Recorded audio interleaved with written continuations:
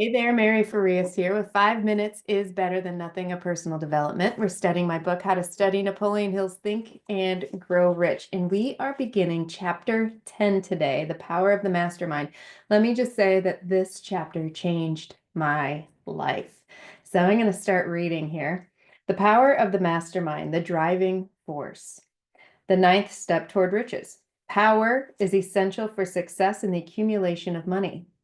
Plans are inert and useless without sufficient power to translate them into action.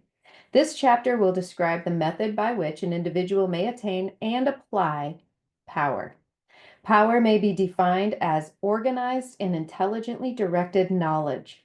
Power, as the term is here used, refers to organized effort, sufficient to enable an individual to transmute desire into its monetary equivalent.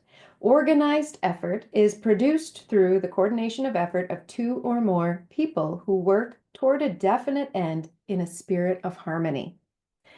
Power is required for the accumulation of money. Power is necessary for the retention of money after it has been accumulated. Let us ascertain how power may be acquired if power is organized knowledge. Let us examine the sources of knowledge. A. Infinite intelligence. This source of knowledge may be contacted through the procedure described in another chapter, with the aid of creative imagination. B. Accumulated experience. The accumulated experience of man, or that portion of it which has been organized and recorded, may be found in any well-equipped public library. An important part of this accumulated experience is taught in public schools and colleges where it has been classified and organized. C. Experiment and research. In the field of science and in practically every other walk of life, men are gathering, classifying, and organizing new facts daily. This is the source to which one must turn when knowledge is not available through accumulated experience. Here, too, the creative imagination must be used. Knowledge may be acquired from any of the foregoing sources. It may be converted into power by organizing it into definite plans and by expressing those plans in terms of action. Examination of the three major sources of knowledge will readily disclose the difficulty an individual will have if he depended upon his efforts alone in assembling knowledge and expressing it through definite plans in terms of action. If his plans are comprehensive and if they contemplate large proportions, he must generally induce others to cooperate with him before he can inject them the necessary element of power. Like I said, this chapter changed my life.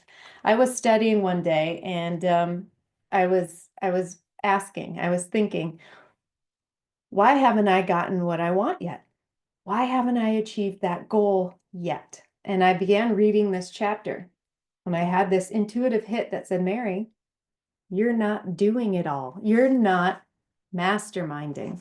And I began to think, oh my gosh, you're right. You're right. I'm not masterminding. And intuition told me this. It wasn't me, it was intuition said, you're not doing the work. So I began masterminding on just about everything. And what transpired is completely, absolutely beautiful.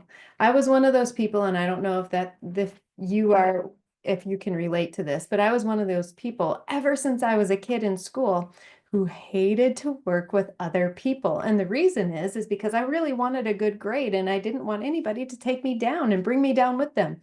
And I assumed the worst, right? And so I did all the work. I was happy doing all the work. And I didn't give people essentially the time of day, which is terrible in retrospect, but it made me understand so much more deeply that the power of the mastermind is key and essential to growth. So I really want you, as we go through this chapter, to begin thinking of ways that you can begin to value the ideas and the input of other people at a greater level than you are now. You might be a wonderful masterminder already, but you know what? As Bob Proctor says, better is a great word. Anything and everything can get better. So as we go through this chapter, I really want you to think about ways and means of how you can begin applying this mastermind concept at a greater, deeper level. So that's all for today. I'll see you tomorrow.